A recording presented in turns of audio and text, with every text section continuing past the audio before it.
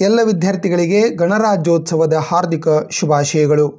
ಪ್ರಿಯ ವಿದ್ಯಾರ್ಥಿಗಳೇ, ಇವತ್ತಿನ ಈ ಒಂದು ವಿಡಿಯೋದಲ್ಲಿ ನಾವು 1, 2 ಮತ್ತು 3ನೇ ತರಗತಿಯ ವಿದ್ಯಾರ್ಥಿಗಳಿಗಾಗಿ ಗಣರಾಜ್ಯೋತ್ಸವದ ಪುಟ್ಟದಾದ ಭಾಷಣವನ್ನು ತಿಳಿದುಕೊಳ್ಳೋಣ. ಎಲ್ಲರಿಗೂ ಶುಭೋದಯ. ನಾವು ಇಂದು ನಮ್ಮ 75ನೇ ಗಣರಾಜ್ಯೋತ್ಸವವನ್ನು ಆಚರಿಸುತ್ತಿದ್ದೇವೆ. ಪ್ರಥಮವಾಗಿ ಎಲ್ಲರಿಗೂ ಗಣರಾಜ್ಯೋತ್ಸವದ ಶುಭಾಶಯಗಳು. ನಾವು ಪ್ರತಿ ವರ್ಷ ಜನವರಿ 26ರಂದು ಗಣರಾಜ್ಯೋತ್ಸವ ಆಚರಿಸುತ್ತೇವೆ. ಈ ದಿನದಂದು ನಮ್ಮ ಭಾರತವು ಗಣರಾಜ್ಯವಾಯಿತು. ಈ ದಿನದಂದು ಧ್ವಜಾರೋಹಣ ಮಾಡಿ ಹಾಗೂ ರಾಷ್ಟ್ರಗೀತೆಯನ್ನು ಹಾಡಲಾಗುತ್ತದೆ.